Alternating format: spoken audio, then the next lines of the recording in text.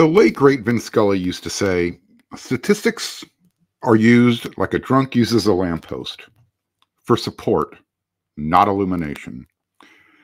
Did Caleb Williams' stats against Oregon State shine a light on a recent trend? That's what's coming up next on Locked On USC. You are Locked On Trojans, your daily podcast on the USC Trojans, part of the Locked On Podcast Network, your team every day.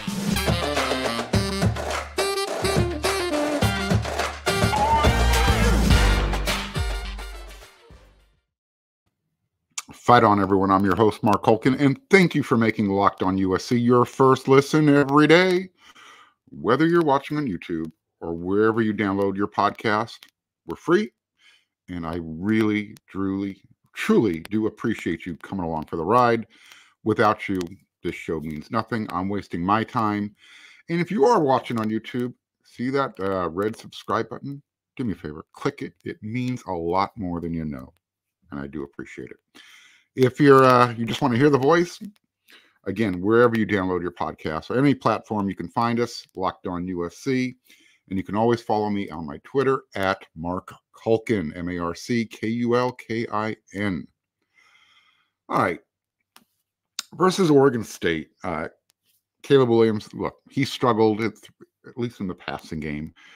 He finished the game, what was it, 16 for 36. That's a 44% complete ration percentage, 180 yards, only 5 yards per attempt, 1 touchdown, no picks, 2 sacks. So one of our loyal viewers here on Locked On USC, he decided to pull out the stat card to highlight Caleb's final 3 games at Oklahoma, as well as comparing it to this game against Oregon State. These were big games, playing against, good defensive teams. So, in those 3 games that Caleb had at Oklahoma, his last 3 games, those were losses to Baylor, Oklahoma State, and they won against Iowa State. Now, Baylor and Oklahoma State were both top 10 defensives, and Iowa State had a top 20 defense, according to the statistics that were provided. Benefit of the doubt, we're going to run with those. In those 3 games combined, Caleb was 37 for 75 passing, which is basically 49%. That ain't good. 481 yards. That's 160 per game. 6.4 yards per attempt, 4 touchdowns, 3 picks, and 13 sacks. That tells you something. That tells me that he wasn't comfortable back there in the pocket, whether he was holding on the ball too long or whether the offensive line just wasn't getting the job done. Caleb was eating a lot of dirt. 13 sacks for over 3 games. That's over 4 per game. That hurts. You're not going to feel confident back there in the passing game, especially as a true freshman who has, at this point, remember, he only started 6 games at Oklahoma. So the final 3 would have been games 4, 5, and 6. Context matters when you're using stats. We all like to use them when it helps our narrative. All right, so again, I dove a little deeper into those numbers. On the road, playing in the Bedlam game against Oklahoma State, the Cowboys beat the Sooners 37-33. In that game, Caleb was 20 for 39, 50%, just a little bit better than 50%, 252 yards and 3 touchdowns. Okay. Here's where you said, all right, well, let's break it down even more. The game was tied at 24 at the half. And actually, Oklahoma led 33-24 entering the 4th quarter. Then again, their offense didn't do much of the scoring. Yeah, they had 1 touchdown, but that was after a fumble recovery. And their first 2 points came on the safety. That was their 9 points in the second half. Again, so since we're using stats, Oklahoma State, they entered that game ranked 2nd nationally in scoring defense and 3rd in total defense. Caleb threw 3 touchdowns in the first half. And again, he's playing as a true freshman in Oklahoma's rivalry game. Oklahoma State, Bedlam on the road. Remember, Oklahoma State wasn't invited to the SEC. Oklahoma was. They had a little bit extra incentive playing at home, wanting to make sure that Oklahoma doesn't get the better of them again, which they typically do. Again, in that game actually turned in Oklahoma State's favor when the Sooners' Eric Gray muffed a punt, and Oklahoma State recovered it at the Sooners' 5-yard line. I mentioned that the Sooners' offense did not score against Oklahoma State in the second half. Their only points basically came with the safety and then the fumble recovery. So, again, they struggled, but you're wondering yourself, how much did how much of a role did the offensive line play in that game? Was Lincoln Riley being stubborn with his play calling? When you just look at the stats, it only tells you part of the story. Caleb's other loss, he was 10, the Sooners went 10-2 in 2021. So their second loss came to Baylor, again, on the road. That game was 27-14. And real quick recap, Oklahoma Sooners kicker Gabe Rickich, how do you pronounce Brkic? He was a third-year kicker. He was 17 for 20 on the year, and he had never missed multiple kicks in a game. Well, he missed 2 times before halftime. And he had plenty of leg on both of the kicks, one from 51 and one from 40 yards. And each one went wide right.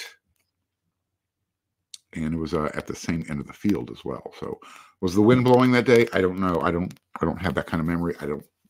I watched bits and pieces of the game. But again, I don't know what played a role in him missing 2 field goals when it seems like he was pretty consistent throughout the year until it came to a big game. Again, the final score was 27-14. And I do remember that Baylor head coach Dave Aranda added a late field goal for cosmetic purposes. They were still in the playoff hunt and strength of schedule, how the AP voters vote. They look at scores and, how dominant were you. 27-14 looks better than 24-14. Anyways, and then the last game of the year against Iowa State, Oklahoma was at home. They did win that game. Nevertheless, the final score was 28-21.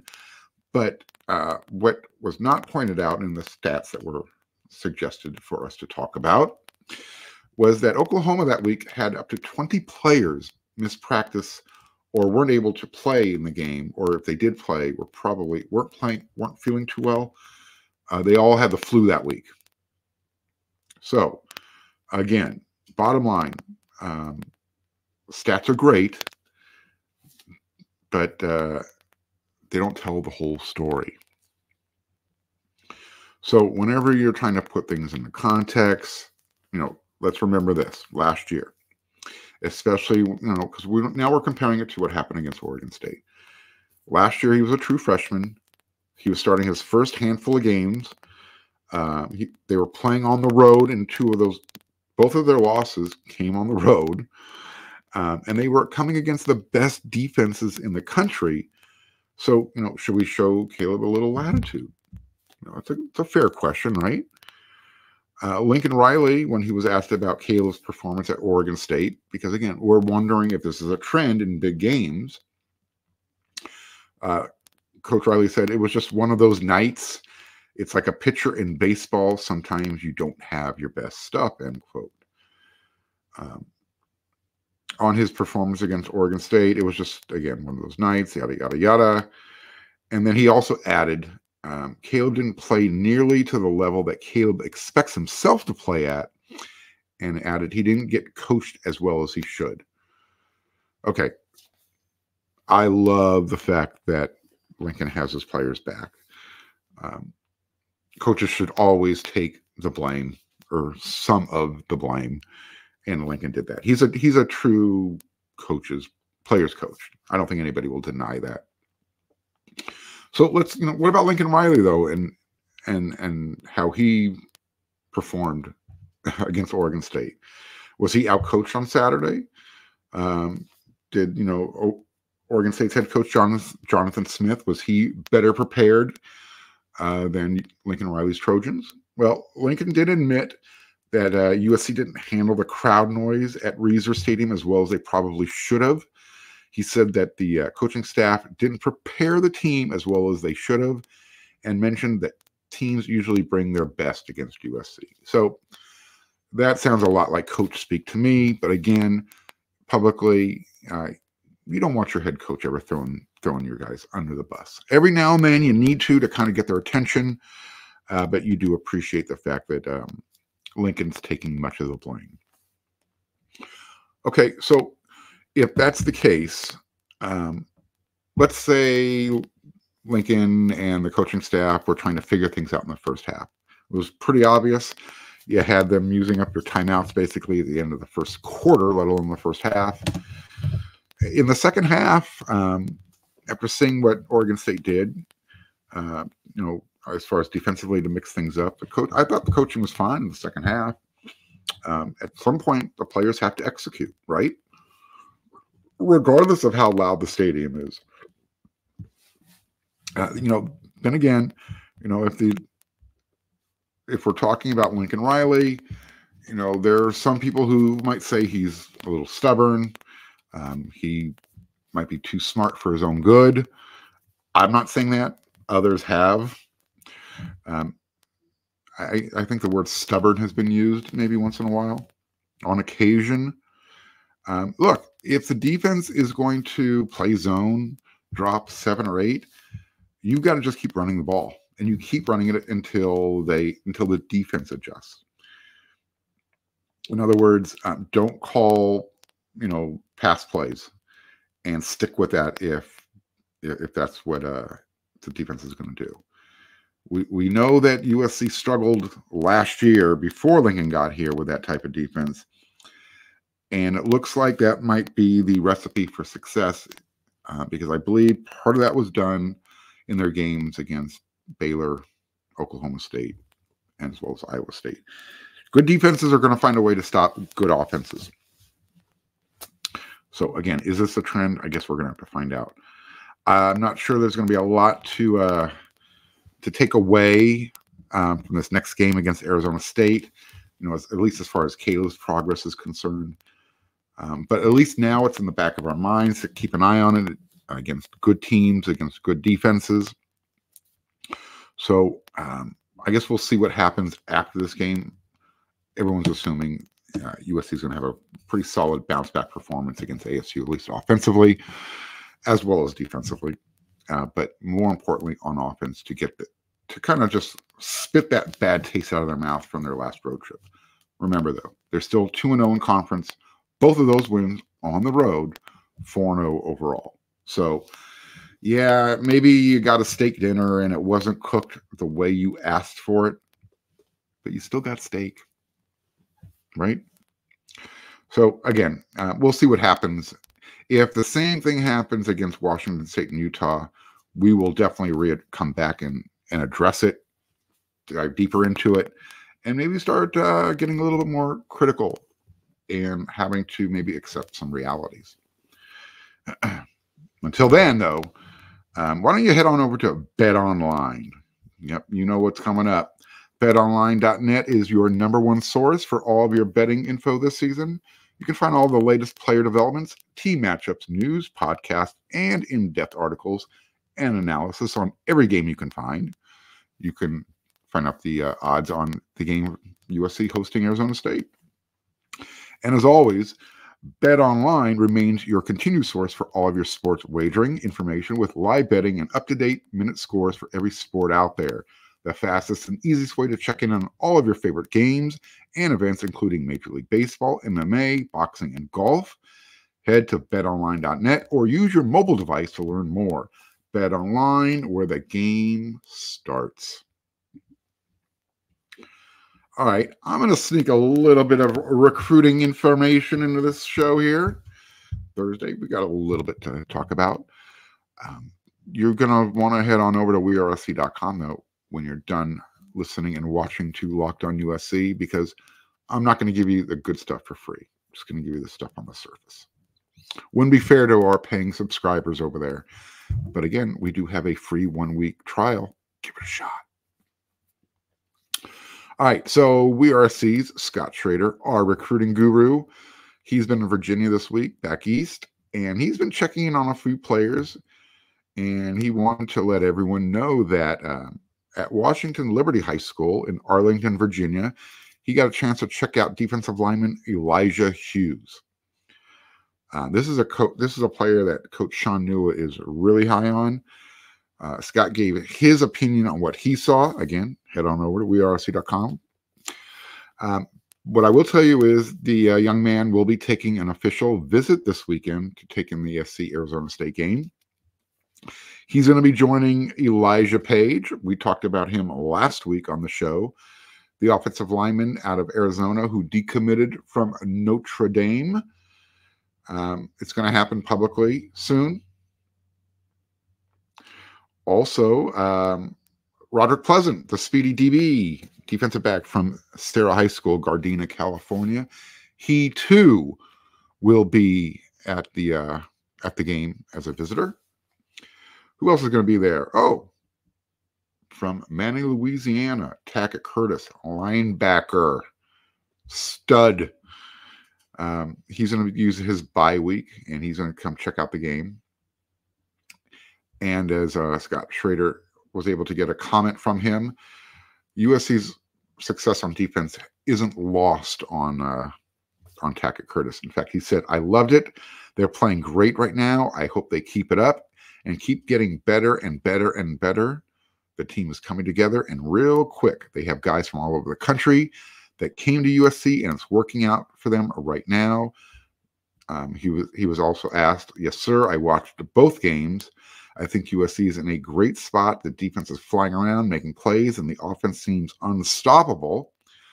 I know that they will continue to get better as the season goes. I enjoyed watching their first two games and was wishing I could have been out there with them. It looks like they're having a lot of fun. The linebackers look like they are constantly in a spot to make plays, which is awesome. I'm excited to watch them keep getting better and better." So there you go. USC recruiting, doing really well. Scott's going to keep you updated, checking in with some of the commits throughout the season. You want more of that type of information, head on over to wearesc.com. But again, when you're done with Locked On USC, because we're your first listen every day. Okay, so what did defensive coordinator Alex Grinch have to say after practice on Wednesday? On Corey Foreman, he was asked specifically about Corey Foreman not playing in the game against Oregon State. Quote, "Yeah, just practice. Practice." Very clear, very concise, and to the point. He said nothing else with regards to Foreman until he was pressed. He didn't want to say anything else about it until he was pressed, I guess is a better way to put it. LA Times beat writer Ryan Karchi, he did do a follow-up, and he got the following response from Grinch. "The conversation isn't about Corey. The conversation is every guy in our program is being evaluated from an effort and an execution standpoint. If you play at a high level, if you compete at a high level, and you do so with extreme effort, we'll not only play you, but we'll start you and we'll champion you. You can insert name in front of, insert name behind. That's the expectation. Some guys are doing it, and some guys aren't doing it at the level we anticipate or expect them to. But today is another day. This week is another week, and we'll make decisions on Thursday in terms of rotation." So, look, going back to Grinch's first comment, yeah, just practice. In coach speak, that means show me something. Show me something that would make me want to put you in a game. And Ryan was able to kind of pull that long-winded answer out of Alex when he pressed him on the issue. For me, I can relate to what Alex Grinch was saying. He was asked about the defense and doing their jobs, and he said, the mindset is, look, if you can do it once, you can do it twice, and if you can do it twice, you can do it 3 times. And that's the thing I love about Grinch. He and Coach Riley spoke earlier in the week, and Riley said, the one thing that he likes about Alex, and this is what I appreciate as well, is that he's direct and he's honest. There's no BS sugarcoating. I like to be coached that way. That's the way I used to coach as a high school basketball coach. Yes, I did that for a quick minute. I think when you coach that way, players, they know where they stand. There's no ambiguity. And I like that. I don't like, I don't know, having, I'm just going to say, I'm not going to say what I don't like. I'll save that for another time because I want to make sure I put all my ducks in a row. And again, I don't want to be taken out of context. So just getting back to what Alex Grinch does, again, when you are direct and you make sure the players know exactly where they stand, they know what they have to do. And that's how I used to coach as well. I actually had a run-in with one of my players, kicked him out of practice because he wanted to practice the way his dad was teaching how to practice. And you can't have that. So once again, I love the fact that Alex Grinch, clear, concise, to the point. He leaves no ambiguity. And because of that, I think you're starting to see this team really respond and trust the staff. The culture's changed really quickly. So on that note, I think we're going to get out of here. I'm kind of looking for things to talk about. We're getting close to the end of the week, and I'm going to have some more information for you. But until then, because you get Locked on USC 5 days a week, when you're done here, and before you head on over to weareLSU.com, or whenever you have some spare time, go check out the Locked on Pac-12 show with Spencer McLaughlin. And then you can also go check out Locked on Big Ten with their host, Nate Dickinson, because USC is going to be part of that conference sooner than later. And you're going to need to be familiar with those teams too. All right. We're out of here for this show. We'll be back again tomorrow one more time. And until then,